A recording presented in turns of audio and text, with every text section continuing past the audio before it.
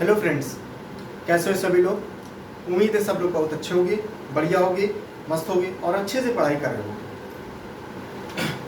पिछली क्लास में हम लोग ने जो है पीरियोडिक टेबल स्टार्ट किया है, ठीक है। और पीरियोडिक टेबल में हम लोग ने कल देखा था कि कैसे कैसे पीरियोडिक टेबल का जो है उसका जन्म हुआ है, ठीक है।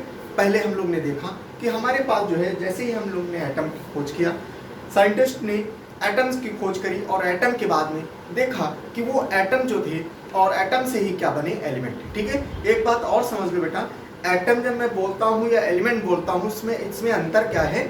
एलिमेंट माने क्या होता है, देखो एटम क्या है, एटम क्या है, एटम माने सबसे छोटा पार्ट, ठीक है। लेकिन जब कई सारे एक जैसे छोटे पार्ट मिल जाते हैं तो क्या बनाते हैं, जब एटम प्लस एटम मिल जाता है एक जैसे एटम तो बना देते हैं एलिमेंट। क्या बना देते हैं, एलिमेंट बना देते हैं, ठीक है। ठीक उसी प्रकार से जब हम लोग ने बायो पढ़ा था तो बायो में मैंने बताया था क्या कि शरीर का या लिविंग ऑर्गेनिज्म का सबसे छोटी पार्ट क्या होता है, सेल होता है, कोशिका होती है। और जब कई सारी कोशिकाएं आपस में मिला दी जाती हैं, एक जैसी कोशिकाएं सेल प्लस सेल मिला दी जाती है तो क्या बनता है, टिश्यू बनता है। क्या बनता है, टिश्यू, ऊतक बनता है। समझ में है। ठीक उसी प्रकार की केमिस्ट्री में क्या है, एलिमेंट है, ठीक है। तो एलिमेंट माने क्या होता है, एक जैसे एटम जब मिल जाए किसी भी चीज के, चाहे हाइड्रोजन के हो चाहे वो सोडियम के हो, तो वो क्या होगा, एक जैसे जब एटम, जैसे मान लो क्या है, जैसे मान लो यही लिथियम था, ठीक है, लिथियम है तो लिथियम में क्या है, लिथियम के एटम है कितने, 3, ठीक है। प्रोटॉन कितने हो जाएंगे, इसके 3 होता है ना, एटॉमिक नंबर कितना होगा, 3, ठीक। तो समझ में आया। तो एलिमेंट में कहूँ या उसको आपको मैं वो एटम कहूँ तो उसका आप मतलब समझते रहना, ठीक है, कंफ्यूज मत होना, ठीक है। चलो अब हम लोग देखते हैं। तो कल हम लोग ने क्या देखा, हम लोग ने देखा कि जो ये एलिमेंट है, कई सारे एलिमेंट हैं, वो एलिमेंट क्या करेंगे, वो एलिमेंट को साइंटिस्ट आए और साइंटिस्ट ने क्या किया, उन्होंने देखा कि जो है इन एलिमेंट्स को हम लोग कैसे कैसे लगा सकते हैं on the basis of property के आधार पर। उनकी जो कुछ प्रॉपर्टी होंगी उस प्रॉपर्टी के आधार पर उनको अलग अलग तरीके से उन्होंने सजाया है और रखा है। जैसे सबसे पहले डॉबनियर साहब आए। डॉबनियर साहब ने क्या किया, अपना ट्रेड का सिद्धांत या त्रिक का सिद्धांत दिया। इन्होंने क्या हुआ, 3-3 का सेट बनाया एटॉमिक मास के आधार पर, ठीक है, परमाणु द्रव्यमान के आधार पर इन्होंने 3-3 का सेट बनाया। और तीनों के सेट में अंतर ये मतलब अलग था ये बात कि पहला वाला जो एलिमेंट रखा जाएगा और तीसरा वाला एलिमेंट रखा जाएगा, उसके जो एटॉमिक मास था, दोनों का एटॉमिक मास, उसका एवरेज जो होगा वो दूसरे वाले का एटॉमिक मास होगा। क्लियर है, समझ में। इस तरीके से इन्होंने दिया। फिर उसके बाद में फेल भी हो गए। क्यों फेल हुए उसको भी मैंने आपको बताया था। फिर आए न्यूलैंड साहब। न्यूलैंड साहब ने कहा कि हाँ बिल्कुल सही है, ये बिल्कुल सही कर रहे थे, लेकिन इसमें गलती जो थी वो हम सुधारेंगे। तो इन्होंने क्या किया, इन्होंने भी एटॉमिक मास को ही आधार माना और आधार मान के इन्होंने क्या किया, इसको अपने अष्टक सिद्धांत पर रखा, ठीक है, ऑक्टेव, लॉ ऑफ ऑक्टेव के रूप में रखा। इन्होंने ऐसे रखा कि जो पहला एलिमेंट होगा और 8वां एलिमेंट होगा उसकी प्रॉपर्टीज बिल्कुल सेम होगी। क्लियर है। ऐसे करके फिर इनकी भी फेल हो गई, क्योंकि इनके समय में जो है क्या होता था कि ये पूरा काम नहीं हो पाया, ठीक है। मतलब ये जो अष्टक सिद्धांत जो था इनका जो है आगे पूरे एलिमेंट्स में काम नहीं हो पाया, ठीक है, लागू नहीं हो पाया।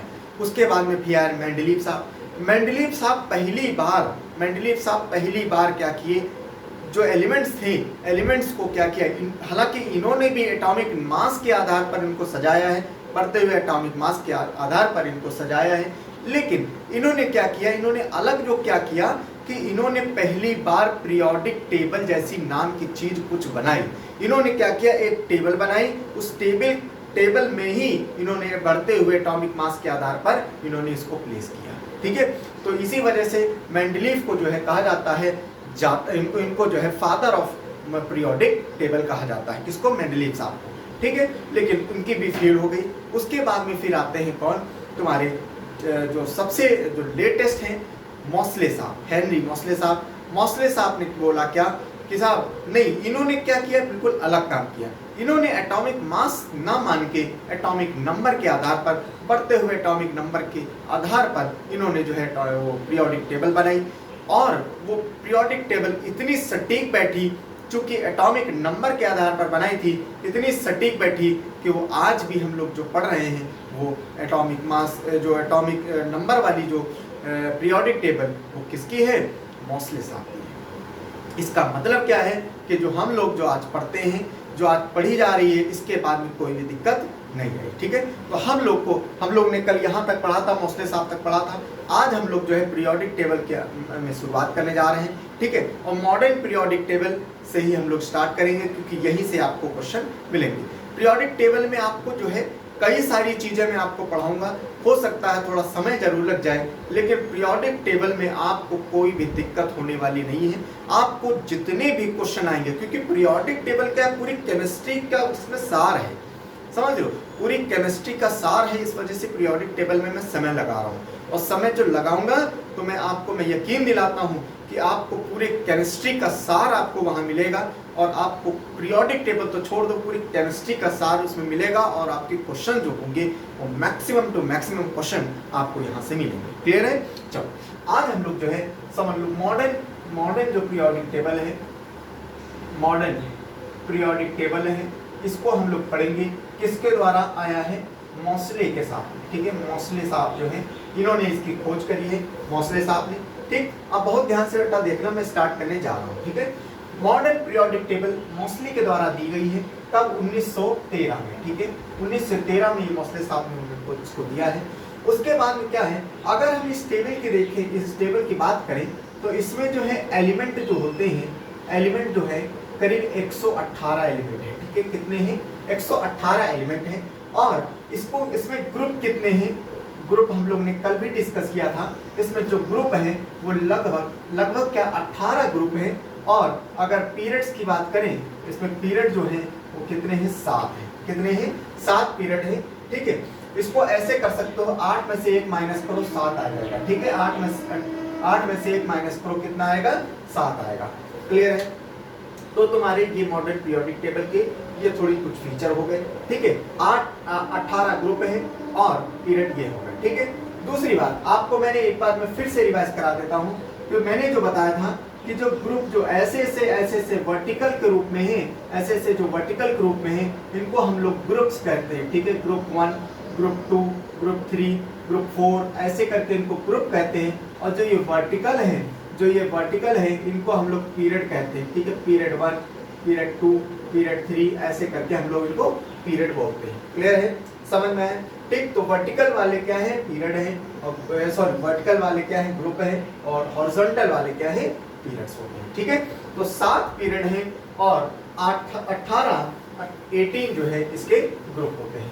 ठीक है, अच्छा और आगे चलते हैं, बहुत ध्यान से आराम से समझते हैं। जो ये 118 जो एलिमेंट है, 118 एलिमेंट है। ठीक है, एलिमेंट्स हैं। अब इसमें देखो 118 एलिमेंट्स हैं। अब देखो इसमें क्या चीजें हैं? ठीक, इसमें देखो 2 चीजें हैं, एक ऐसे तो ऐसे करते थे, एक ऐसे करते थे। ठीक, अच्छा 118 एलिमेंट में इसमें देखा जाए तो इसमें करीब 98 जो एलिमेंट हैं, 98 एलिमेंट्स जो हैं वो क्या है? वो नेचुरल है। क्या है? वो नेचुरल है।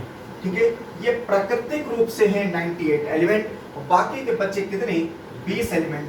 ठीक है, 20 एलिमेंट जो बचे, 20 एलिमेंट बचे, ये क्या है? ये आर्टिफिशियल है। ठीक है, आर्टिफिशियल है। आर्टिफिशियल समझ में आया? ये क्या है? आर्टिफिशियल है, माने प्राकृतिक रूप से जो खोजे गए हैं। ठीक है, तो प्राकृतिक रूप से इसको बनाया गया है, मैन मेड है, आर्टिफिशियल है। ठीक है, कृत्रिम है, कुछ भी कह सकते हो। और ये 98 क्या है? ये नेचुरल है। ठीक है, पहली बात ये हो गई। दूसरी बात की बात करें, अगर ये 118 एलिमेंट है, इसमें भी क्या किया गया है? 118 एलिमेंट में देखा जाए तो मेटल जो है, मेटल की बात करें, जो धातु जो है, ये क्या है? धातु है। धातु होंगे, कुछ नॉन मेटल होंगे। ठीक है, नॉन मेटल होंगी। ठीक है, और कुछ होंगे मेटलॉइड। ठीक है, मेटलॉइड। ठीक, मेटलॉइड देखो, मेटल माने धातु, इसको कहते हैं अधातु। अधातु होता है। ठीक है, और इसको बोलते हैं उपधातु।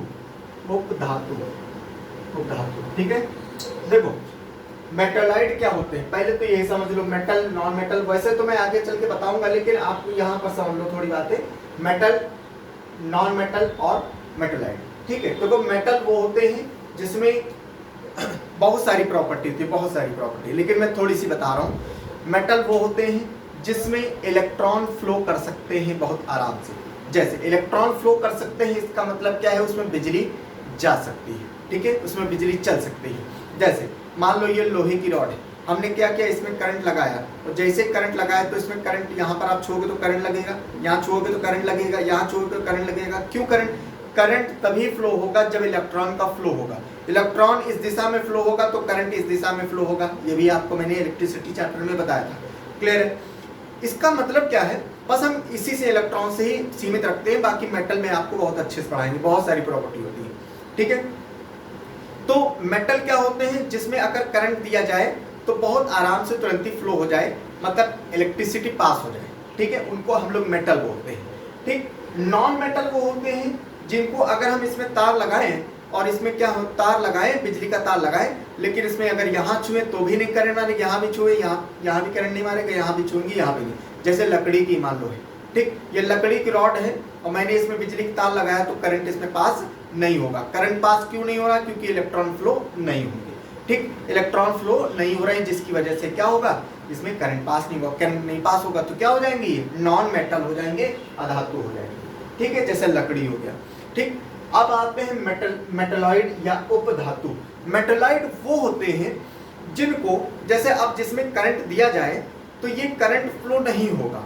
ठीक, करंट फ्लो नहीं होगा, लेकिन क्या होता है, अगर इसमें कुछ ऐड कर दिया जाए, कुछ ऐसी कंडीशन इसमें लगा दिया जाए जिसकी वजह से क्या हो, इसकी कंडीशन से ये इलेक्ट्रॉन फ्लो होना स्टार्ट हो जाए, इलेक्ट्रॉन फ्लो होना स्टार्ट हो जाए। मतलब क्या है, नॉर्मल कंडीशन में तो उसमें करंट फ्लो नहीं होगा, लेकिन क्या है, अगर उसमें कुछ ऐड कर दिया जाए या कुछ ऐसी सर्टेन कंडीशन बनाई जाए जिसकी वजह से उसमें करंट पास हो जाए, इसको कहते हैं मेटलॉइड। या जैसे क्या, जर्मेनियम, जैसे वो सिलिकॉन। ठीक है, ये सब क्या है, मेटलॉइड्स होते हैं। समझ में आया? ठीक, तो अब हम देखते हैं जो 118 एलिमेंट हैं। ठीक है, आज की जो पीरियोडिक टेबल है, मॉडर्न पीरियोडिक टेबल, उसमें 118 एलिमेंट है, और 118 एलिमेंट में 98 नेचुरल है और 20 जो है वो आर्टिफिशियल है। अब आते हैं मेटल, नॉन मेटल, मेटलॉइड्स में।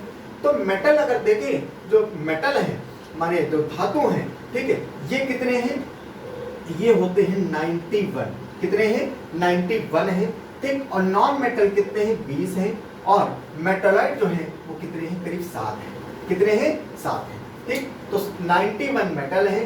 ठीक, और मेटलॉइड कितने हैं, मेटलॉइड है 7 और नॉन मेटल 20। इसको आप याद कर लेना। ठीक है, इसको आप याद कर लेना, बिल्कुल कोई टेंशन वाली बात नहीं है। समझ में आया? ठीक, तो ये सब फैक्ट हो रहे हैं। ठीक है, जो मैं फैक्ट बता रहा हूँ, ठीक है, बहुत इंपॉर्टेंट है ये फैक्ट। ठीक है, चलो अब हम लोग जो है और थोड़ा अंदर चलते हैं। अब पूरा पीरियोडिक टेबल ही हमको पढ़ना है बहुत अच्छे से, बहुत ध्यान से आप लोग समझते रहना और पढ़ते रहना। ठीक है, चलो अब हम लोग देखें कि जो पीरियोडिक टेबल है, ठीक है, मेरे पास स्मार्ट बोर्ड तो नहीं है, लेकिन मैं आपको बताऊं जो पीरियोडिक टेबल होती है, मैंने देखो कुछ इस प्रकार से तो होती है। ठीक है, ऐसे ऐसे करके, ऐसे ऐसे करके,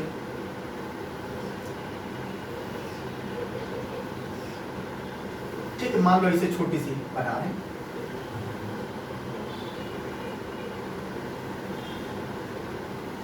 ठीक, मान लो इसे आप समझ लो, जैसे ये क्या हो गया, ग्रुप 1, ये ग्रुप 2, ये 3, ये 4, ये 5, ये 6, ये 7, ये 8, ऐसे करके 18वां ग्रुप आ जाएगा। क्लियर है?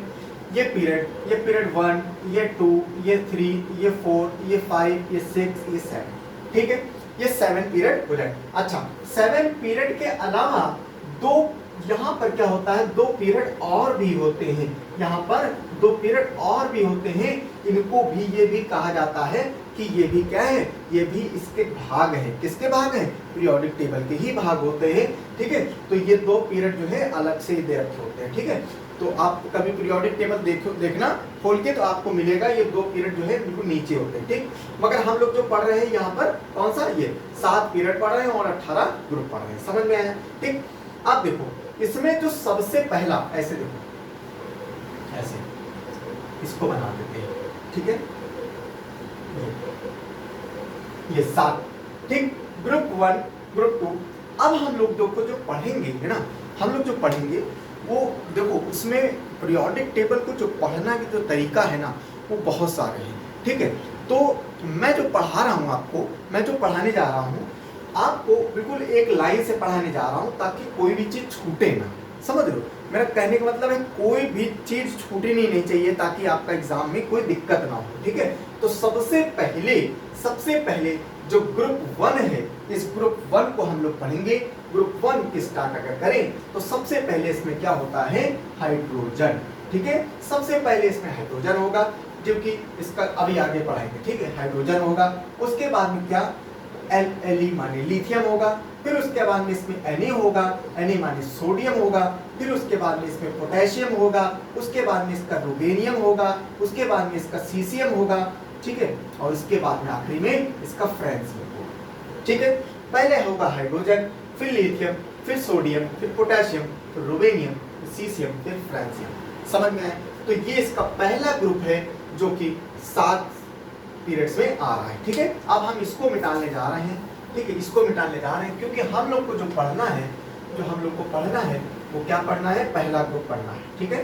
पहला ग्रुप पढ़ना है और वो हम लोग को बहुत अच्छे से समझ में आना चाहिए, ठीक है।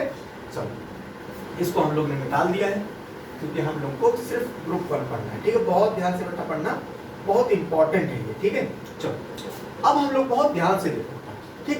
देखो ये ग्रुप 1 है और ग्रुप 1 का सबसे पहला एलिमेंट कौन है, हाइड्रोजन। सबसे पहला एलिमेंट है ना, इसका मतलब क्या है, सबसे पहला कौन है, हाइड्रोजन। तो हम लोग हाइड्रोजन ही एडिंग डालते हैं और एक एक को ध्यान से समझते हैं, ठीक है। देखो सबसे पहला एलिमेंट है और हमने बताया था कि जो मॉडर्न पीरियोडिक टेबल है, मॉडर्न पीरियोडिक टेबल जो है एटॉमिक नंबर के आधार पर बनाया गया है, ठीक। इसका मतलब क्या है कि सबसे पहला नंबर यही होगा। तो हाइड्रोजन का एटॉमिक नंबर क्या है, 1। हाइड्रोजन का एटॉमिक नंबर क्या होगा, 1 है, ठीक। और इसका हाइड्रोजन का जो मास नंबर क्या है वो भी क्या है, 1 है, ठीक। देखो एटॉमिक नंबर भी 1 है और मास नंबर भी 1 है। मिनिमम क्या हो सकता है, मास नंबर मिनिमम क्या हो सकता है, अभी मास नंबर में एक और बात बताएंगे आपको, ठीक है। हाइड्रोजन का मिनिमम क्या हो सकता है, 1 हो सकता है, ठीक है। अब देखो इसमें क्या है, ये सबसे कम इसका मास है, इसका द्रव्यमान सबसे कम है, जिसकी वजह से हम कह सकते हैं क्या, हाइड्रोजन सबसे लाइटेस्ट एलिमेंट है। क्या है, हाइड्रोजन जो है सबसे लाइटेस्ट, ठीक है, लाइटेस्ट एलिमेंट है, ठीक है। लाइटेस्ट एलिमेंट माने क्या, सबसे हल्का, ठीक है, सबसे हल्का। हल्का क्या तत्व है, तत्व, ठीक है, हल्का तत्व है, ठीक है। एलिमेंट मैं बोल रहा हूं, मैं मेटल नहीं बोल रहा हूं, बहुत ध्यान से सुनिएगा बेटा, ठीक है। सबसे लाइटेस्ट एलिमेंट होता है कौन, हाइड्रोजन, ठीक। अच्छा अब देखो क्या है, अभी मैं आपके सामने बता रहा हूं लाइटेस्ट एलिमेंट क्यों है, क्योंकि इसका एटॉमिक मास क्या है, 1 है, ठीक। अच्छा अब देखो एटॉमिक नंबर भी 1 है और मास नंबर भी 1 है, तो इसका मतलब क्या हुआ, इसका मतलब हम ये भी तो कह सकते हैं कि मास नंबर देखो क्या होता था भाई, मास नंबर माने क्या होता था, मास नंबर होता था प्रोटॉन प्लस न्यूट्रॉन, ठीक, प्रोटॉन प्लस न्यूट्रॉन है। और ये वाला एटॉमिक नंबर क्या होता था, एटॉमिक नंबर होता है नंबर ऑफ प्रोटॉन। तो नंबर ऑफ प्रोटॉन तो ऑलरेडी 1 दे ही रखा है इसमें, तो इसका मतलब न्यूट्रॉन क्या होगा, 0। इसका मतलब क्या है, इसके अंदर न्यूट्रॉन क्या है, 0 होता है। हाइड्रोजन जो एटम होता है, हाइड्रोजन एलिमेंट होता है, उसके अंदर एलिमेंट क्या हो, न्यूट्रॉन क्या होगा, नहीं होगा। ऐसा एलिमेंट जिसके अंदर हाइड्रोजन न्यूट्रॉन ना हो वो कौन सा हो जाएगा, हाइड्रोजन। समझ में आया, ठीक है, इतनी बात समझ में आई, पक्का। चलो अब हम देखें, देखो हाइड्रोजन जो है ना बहुत अलग चीज है, ठीक है। हाइड्रोजन जो है बाकी एलिमेंट तो अलग है, लेकिन हाइड्रोजन जो है बिल्कुल अलग है, ठीक। क्यों अलग है, क्योंकि देखो आप देखो हाइड्रोजन के आइसोटोप भी होते हैं, ठीक है, आइसोटोप होते हैं, ठीक। क्या होते हैं, आइसोटोप्स होते हैं, ठीक है। समस्थानिक बोलते हैं, हिंदी में क्या बोलते हैं, आइसोटोप को समस्थानिक, ठीक।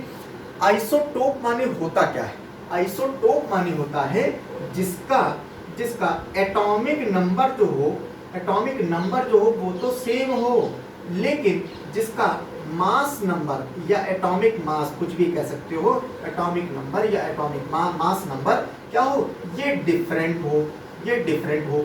एटॉमिक नंबर तो सेम रहेगा, ठीक है, नंबर माने नीचे वाला तो सेम रहेगा, लेकिन ऊपर वाला जो मास नंबर है ये डिफरेंट अगर है तो उसको हम लोग आइसोटोप कहते हैं। तो हाइड्रोजन के 3 आइसोटोप होते हैं। कितने होते हैं?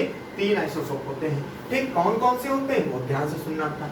ठीक, देखो एक तो मैंने जो अभी बताया आपको, ठीक, सबसे पहली बात तो हाइड्रोजन, हाइड्रोजन और हाइड्रोजन। ठीक, देखो एटॉमिक नंबर सेम है, एटॉमिक नंबर सेम है, सबका एक एक है, क्लियर है। तो एक का एटॉमिक मास 1 होता है, ठीक, तो ये हो गया। दूसरे का अगर इसमें 2 होता है, इसमें क्या होता है, 2 होता है, ठीक है, और इसमें क्या होता है, इसमें 3 होता है, इसमें 3 होता है। समझ में आया? ठीक, तो इसको हम लोग बोलते हैं क्या, जो हाइड्रोजन, जो पहला वाला हाइड्रोजन है जिसको हम लोग बोलते हैं प्रोटियम बोलते हैं, इसको क्या बोलते हैं, प्रोटियम बोलते हैं, इसको हम लोग क्या बोलते हैं, प्रोटियम बोलते हैं। और इसको जो 2 है जिसका एटॉमिक मास कितना है, 2 है, इसको हम लोग बोलते हैं ड्यूटेरियम, ड्यूटेरियम बोलते हैं, और ड्यूटेरियम बोलते हैं। और ये वाला बड़ा इंपॉर्टेंट है, ड्यूटेरियम जो होता है ये बड़ा इंपॉर्टेंट होता है, क्योंकि इसको हम लोग क्या बोलते हैं, इसको हम लोग बोलते हैं हैवी वाटर, ठीक है, हैवी वाटर बोलते हैं इसको, हैवी वाटर या T2O, T2O बोलते हैं, हैवी वाटर या T2O बोलते हैं। समझ में आया? ठीक, और इसको बोलते हैं क्या, देखो ड्यू माने क्या, 2, ठीक है, और प्रो माने, तो प्रो माने 1 ही होता है, ठीक, और डियो माने 2, और यहाँ पर 3 है ना, तो ट्रिटियम हो जाएगा, क्या हो जाएगा, ट्रिटियम हो जाएगा, ठीक है, ये ट्रिटियम हो गया। समझ में आया? ये ट्रिटियम हो गया। ये जो ट्रिटियम है, ठीक है, ये ट्रिटियम है, ये एक प्रकार का कैसा है, रेडियो एक्टिव है, ठीक है, रेडियो एक्टिव एलिमेंट है, एक्टिव एलिमेंट होता है, समझ रहे हो, ये रेडियो एक्टिव एलिमेंट होता है। समझ में आया? ठीक, तो ये हाइड्रोजन के आइसोटोप भी होते हैं, कितने, 3 आइसोटोप होते हैं, एक होता है प्रोटियम, एक होता है ड्यूटियम, एक होता है ट्रिटियम। समझ में आया? ठीक, ड्यूटियम वाला बड़ा इंपॉर्टेंट है, क्यों, क्योंकि ये हैवी वाटर, इसको बिजली बनाने में इस्तेमाल होता है, ठीक है, ड्यूटियम जो होता है बिजली बनाने में इस्तेमाल होता है। ठीक, अच्छा, और बातें हम लोग देखते हैं हाइड्रोजन के बारे में। हाइड्रोजन जो है इंपॉर्टेंट है, ठीक है, हाइड्रोजन जो है इंपॉर्टेंट है, इसी वजह से इसके बारे में जो है बहुत अच्छा लगता है। ठीक है, चलो और देखते हैं। ये सारी बातें जो मैं बता रहा हूँ ये सब लिखते रहना, क्योंकि मैं कोई भी चीज़ मैं छोड़ूंगा नहीं, इसी वजह से मैं सारी चीज़ें यहीं पर बता दे रहा हूँ, ठीक है। और मैं हाइड्रोजन का कोई चैप्टर तो पढ़ाऊंगा नहीं, ये 9th-10th की क्लास तो चल नहीं रही है, आपको कंपटीशन की क्लास चल रही है, इस वजह से क्या है, मैं यहीं पर सारी आपको हाइड्रोजन की बातें बता दे रहा हूँ, ठीक है। हाइड्रोजन जो है, जैसे मैंने बताया कि क्या होता है, हाइड्रोजन जो है, चूंकि ये क्या है, सबसे हल्का भी है, ठीक है, सबसे हल्का होने की वजह से, ठीक है, सबसे हल्का होने की वजह से आपको मैं जब याद करूं, जब मैं आपको फिजिक्स में रॉकेट पढ़ा रहा था, ठीक है, रॉकेट पढ़ाते समय मैंने आपको बताया था कि जो रॉकेट होता है, ठीक है, ये जो रॉकेट होता है, ये ऐसे, ये, ठीक है, जो हमने बताया था कि जो रॉकेट होता है, तो रॉकेट के ये चेम्बर्स होते हैं, ठीक है, ये पहला चेम्बर, ये दूसरा चेम्बर, ये तीसरा चेम्बर, और ये चौथा चेम्बर, ठीक है, ये चौथा चेम्बर। इन चेम्बरों में क्या होता है, इन चेम्बरों में ईंधन भरा होता है, ठीक है, ईंधन भरा होता है, और कौन सा, कुछ ईंधन जो होता है वो सॉलिड होता है, ठीक है। आपने क्लास नहीं करी है ये वाली रॉकेट वाली, तो आप कर सकते हो, ठीक है। पहला कुछ ईंधन सॉलिड होता है और कुछ ईंधन लिक्विड होता है, ठीक है। तो हमने आपको बताया है कि इसमें जो है, अब क्या कर रहे हैं, अब जो है लिक्विड ईंधन का इस्तेमाल ज़्यादा से ज़्यादा करा जा रहा है, और आगे आने वाले दिनों में इसको लिक्विड ईंधन ही इस्तेमाल होगा। क्यों ऐसा होता है, मैंने आपको तभी बताया था कि लिक्विड ईंधन क्यों इस्तेमाल होता है। इसका कारण यह है कि सबसे पहली बात तो सॉलिड वाले को समझो कि सॉलिड वाले को क्यों हटाया जा रहा है, क्योंकि सॉलिड वाला, पहली बात तो सॉलिड होगा तो बहुत भारी होगा, पहली बात बहुत भारी होगा, और ये क्या है, लिक्विड, ये वाला हल्का हो जाएगा, ठीक है। दूसरी बात क्या है, पता चला ईंधन इतना रख दिया, मान लो इतना नहीं, मान लो सॉलिड वाला 10 किलो का है, ठीक है, और एनर्जी प्रोड्यूस कर रहा है, एनर्जी मान लो 5000 जूल जो है ये एनर्जी दे रहा है, समझ रहे हो, 10 किलो है, ये 10 किलो है, 5000 जूल दे रहा है, ठीक, सॉलिड वाला। लेकिन अब क्या हुआ, लिक्विड वाला क्या है, अब लिक्विड में क्या इस्तेमाल कर रहे हैं, तो मैंने आपको बताया था एक क्रायोजेनिक टेक्नोलॉजी इस्तेमाल करी जा रही। कौन सी टेक्नोलॉजी, क्रायोजेनिक, क्रायोजेनिक टेक्नोलॉजी, ठीक है, टेक्नोलॉजी इस्तेमाल करी जा रही है। क्रायो मीन्स क्या, क्रायो मीन्स कोई चीज को बहुत ठंडा कर दो, इतना ठंडा कर दो, इतना ठंडा कर दो कि वो लिक्विड के रूप में आ जाए, खासकर क्या, गैसे, जैसे यही लिक्विड, कौन सी गैस, हाइड्रोजन गैस जो है इस्तेमाल करी जा रही है।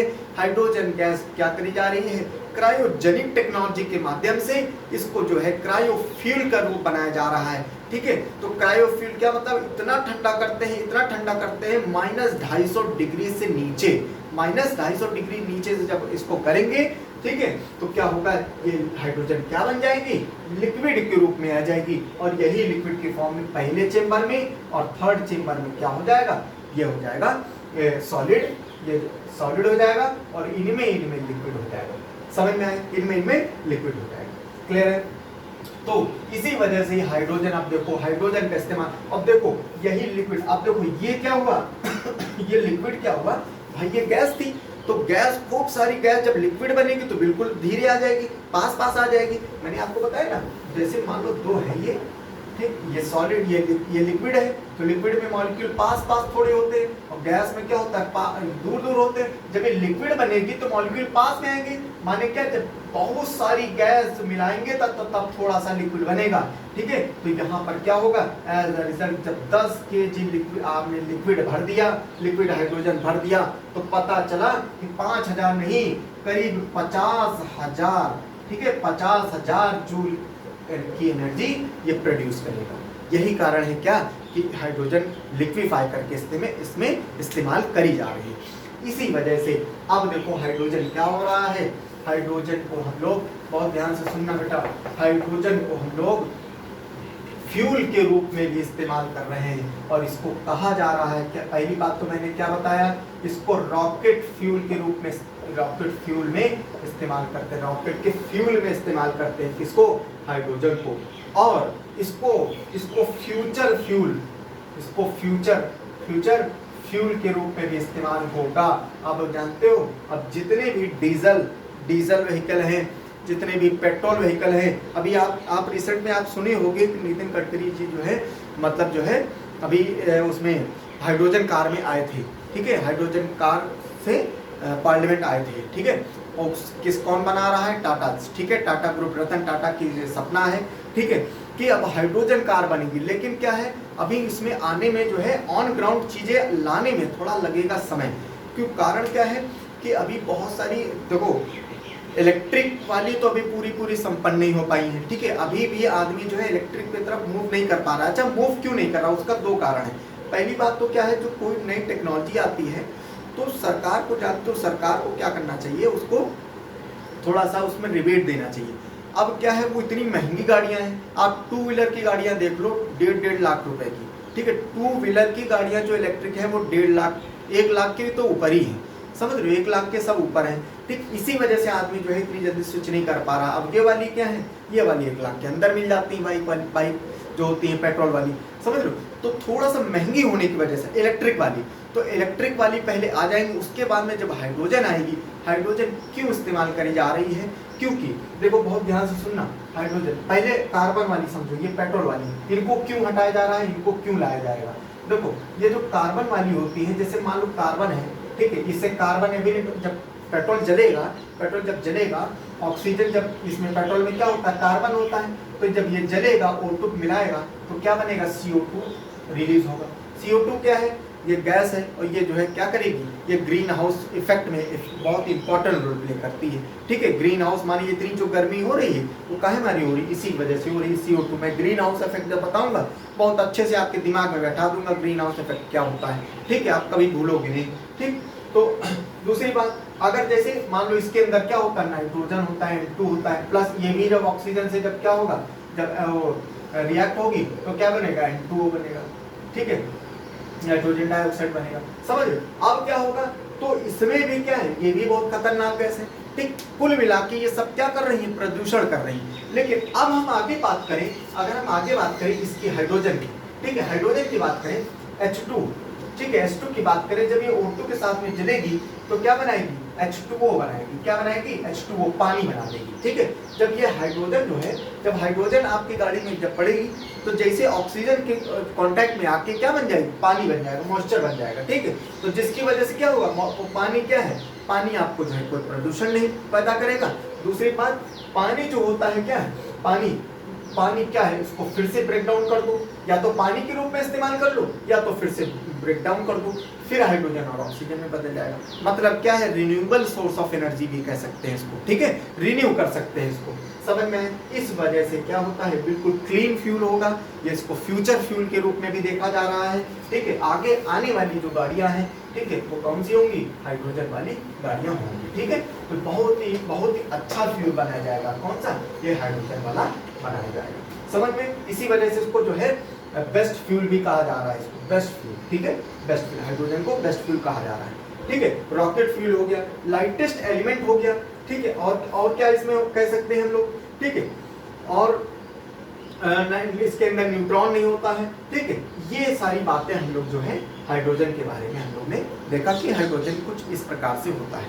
हाइड्रोजन से रिलेटेड जितनी भी क्वेश्चन हो सकते थे वो मैंने आपको बताया। ठीक है, इसके अधिक जो है शायद कोई भी क्वेश्चन आपको उम्मीद नहीं है। ठीक है, कोई भी एग्जाम में होगा, आप जितनी बातें मैं बताया हूँ उतनी बातें अगर आपने लिख लिया, समझ लिया, तो आपको कोई टेंशन नहीं है, इसी में आपको क्वेश्चन बच जाएगा।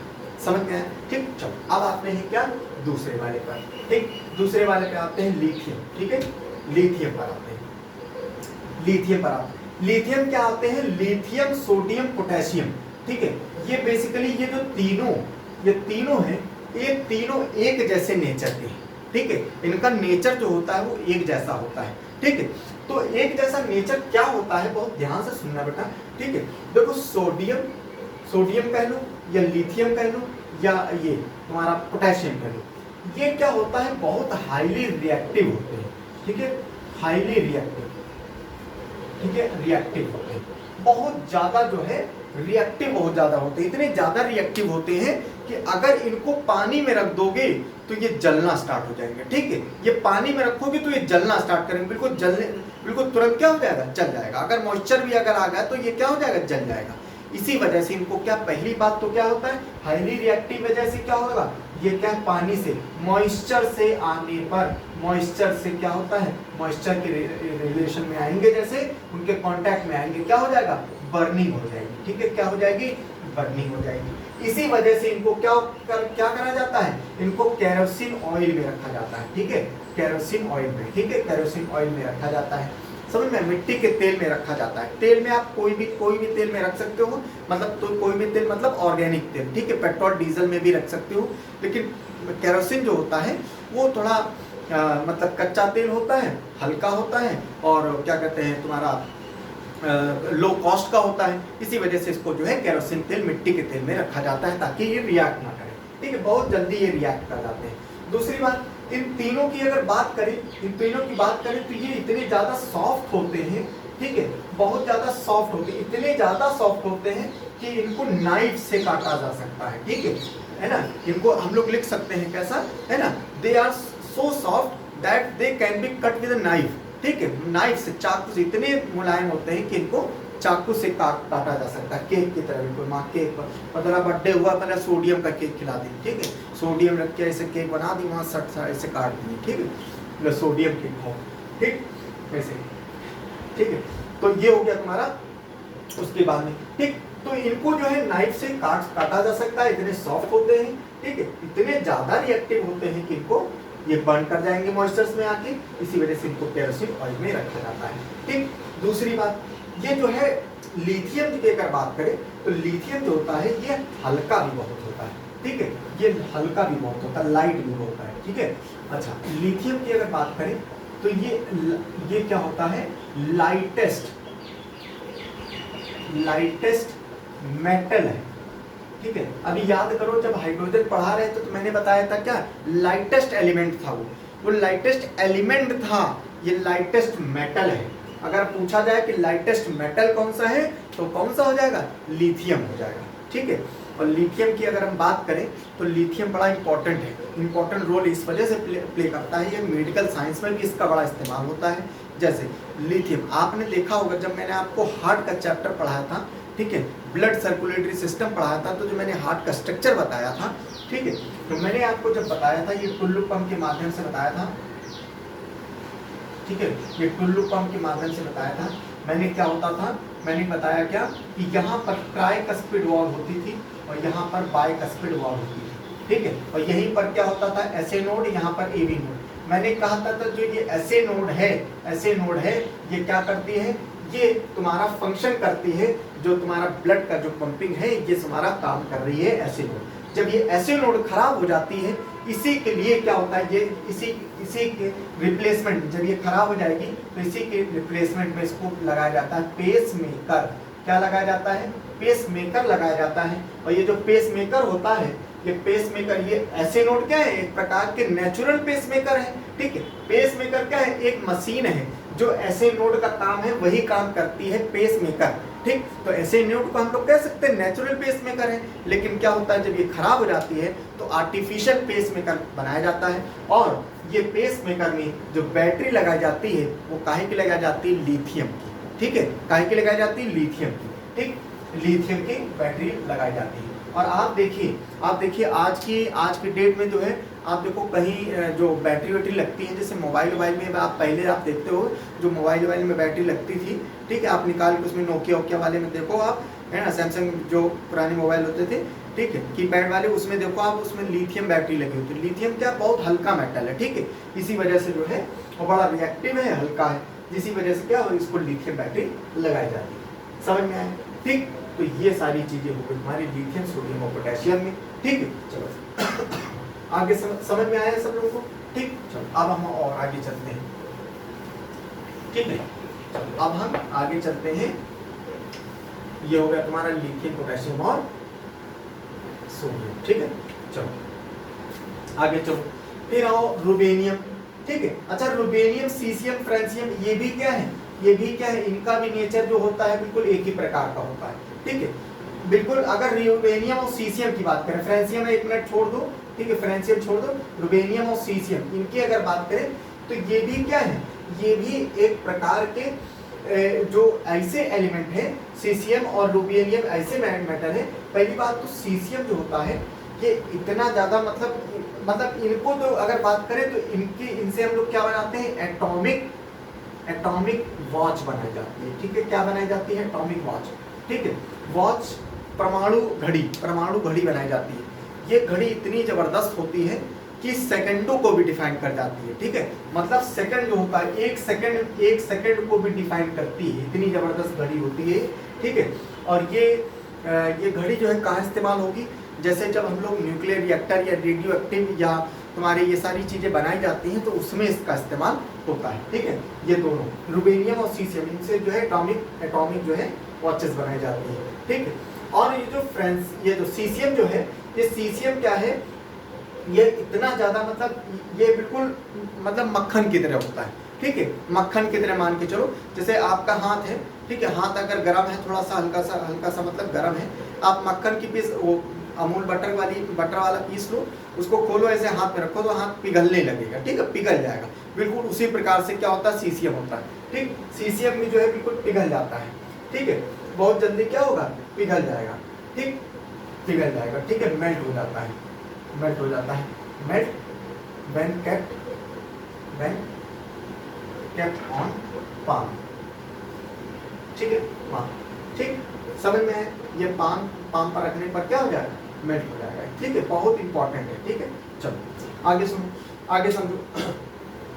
ये तुम्हारा हो गया ये रुबेनियम और सीसियम, ठीक। अब आते हैं फ्रांसियम में। फ्रांसियम क्या है, फ्रांसियम एक रेडियो एक्टिव एलिमेंट है, ठीक है, रेडियो एक्टिव एलिमेंट है, ठीक है, रेडियो एक्टिव एलिमेंट है, ठीक है, रेडियो एक्टिव तत्व होता है कौन, फ्रांसियम, ठीक है। चलो और दूसरी बात अगर हम बात करें, देखो सबसे इंपॉर्टेंट बात जो हमको पहले में बतानी थी लेकिन हम शायद भूल गए, ठीक है, हम लोग पीरियोडिक टेबल स्टार्ट कर दिए हैं और पीरियोडिक टेबल का सबसे पहला ग्रुप हम लोग ने पढ़ा है और सबसे पहला ग्रुप जो है कहलाता है एल्कली मेटल।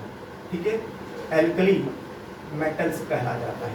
ठीक है, एल्कली मेटल है, तो क्या है, एल्कली मेटल है। ठीक, एल्कली मेटल पहला ग्रुप जो होता है ये एल्कली मेटल्स होते हैं, पहला ग्रुप। बहुत इंपॉर्टेंट है, ये क्वेश्चन पूछा जाता है, कई बार आया है। बताओ पीरियोडिक टेबल का पहला ग्रुप जो है क्या कहलाता है, तो क्या कहलाएगा, एल्कली ग्रुप कहलाएगा, एल्कली मेटल्स। समझ में आया? ठीक, तो ये आज की क्लास हुई। इसके आगे हम लोग जो है अगली क्लास में पढ़ेंगे। उम्मीद है आपको सबको समझ में आया होगा। समझ में आया है तो सभी लोग लाइक करो, सब्सक्राइब करो और आगे शेयर करो। ठीक है, थैंक यू सो मच।